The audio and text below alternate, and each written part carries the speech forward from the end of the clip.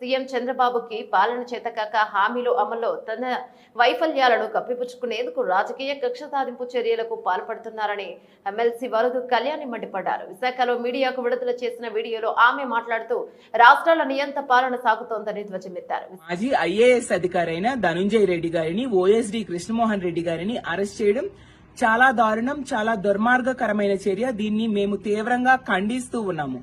Red book రాజ్యాంగం అమలులో భాగంగా రాజకీయ కక్ష సాధింపు చర్యల్లో భాగంగా గత ప్రభుత్వంలో పనిచేసిన అధికారుల్ని ఈ విధంగా అరెస్ట్ చేయడం ఎంతవరకు సమంజసం?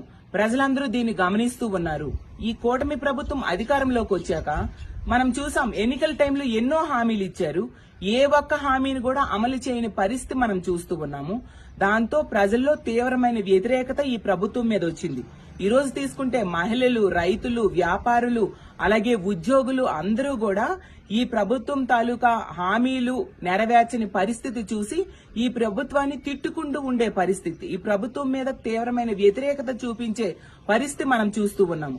సో ఈ వ్యతిరేకతని, ఈ పాలనా వైఫల్యాన్ని కప్పిపుచ్చుకోవడానికి ఇలాంటి డైవర్షన్ పాలిటిక్స్ చేస్తూ ఇంత దుర్మార్గంగా లేని మద్యం స్కామ్ ని వీళ్ళు తీసుకొచ్చి అందులో భాగంగా రాజకీయ నాయకుల్ని, అధికారుల్ని ఇలా దుర్మార్గంగా అరెస్ట్ చేయడం ఎంతవరకు సమంజసం? అసలు మనం ప్రజాస్వామ్య దేశంలో ఉన్నామా, రాక్షస రాజ్యంలో ఉన్నామా అర్థం కాని పరిస్థితి ఈ రోజుల్లో కనిపిస్తూ ఉంది.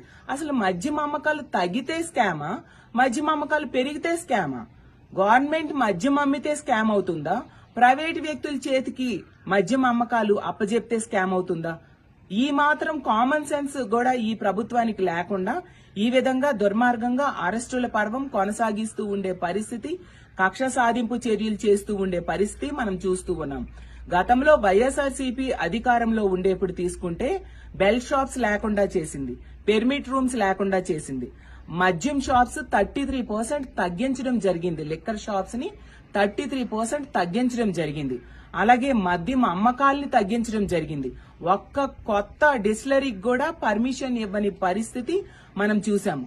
అంత మద్యం అమ్మకాల్ని తగ్గించి అలాగే ప్రజల ఆరోగ్యం కాపాడడం కోసం ఆ గవర్నమెంట్ అంతగా ప్రయత్నిస్తే, ఈ గవర్నమెంట్ తీసుకుంటే ఈ రోజు విచ్చలవిడిగా మద్యం అమ్మకాలు, ఎక్కడ చూసినా బెల్ షాప్స్, మద్యం అమ్మకాల్ని ప్రైవేటు వ్యక్తుల చేతికి అప్పజెప్పేశారు ఈ కూటమి ప్రభుత్వం అధికారంలోకి వచ్చాక. మరి ప్రైవేటు వ్యక్తుల చేతికి అప్పజెప్పడం వెనక జరిగిన స్కామ్ మీద మీరు దర్యాప్తు చేయండి. అలాగే ఈ బెల్ షాప్స్ ఇంతగా పెంచేశారు కదా, దాని వెనుకున్న స్కామ్ మీద మీరు దర్యాప్తు చేయండి. గతంలో జరిగిన స్కిల్ డెవలప్మెంట్ స్కామ్ మీద దర్యాప్తు చేయండి, లేదా ఫైబర్ నెట్ స్కామ్ మీద దర్యాప్తు చేయండి, అమరావతి అసైన్డ్ భూముల స్కామ్ మీద దర్యాప్తు చేయండి. ఇవన్నీ వదిలేసి లేని స్కామ్ ని సృష్టించి ఇలా కక్ష సాధింపు చర్యలు చేయడం ఎంతవరకు సమంజసం? ఇది న్యాయమేనా అని నేను ప్రశ్నిస్తూ ఉన్నాను.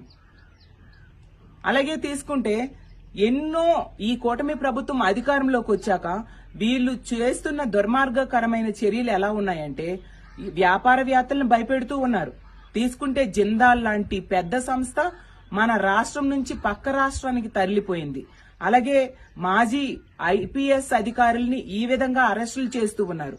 అలాగే డీజీ స్థాయి ఉన్న ఐపీఎస్ అధికారులను కూడా అరెస్ట్ చేస్తూ వాళ్ళని వేధింపులకు గురి చేస్తూ ఉన్నారంటే ఎంత దారుణమైన పరిస్థితి, ఎలాంటి దారుణమైన పరిపాలన ఇక్కడ సాగుతూ ఉంది మనం అర్థం చేసుకోవచ్చు.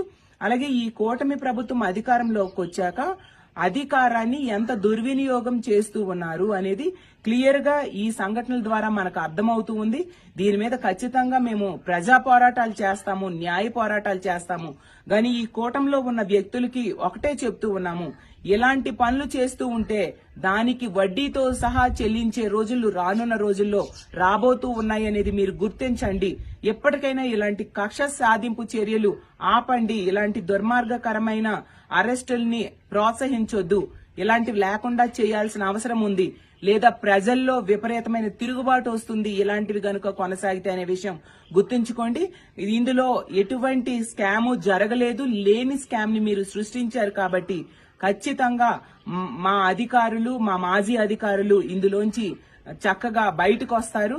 దీని మీద మేము న్యాయ పోరాటం చేస్తాము అని తెలియజేస్తూ సెలవు తీసుకుంటూ ఉన్నాను.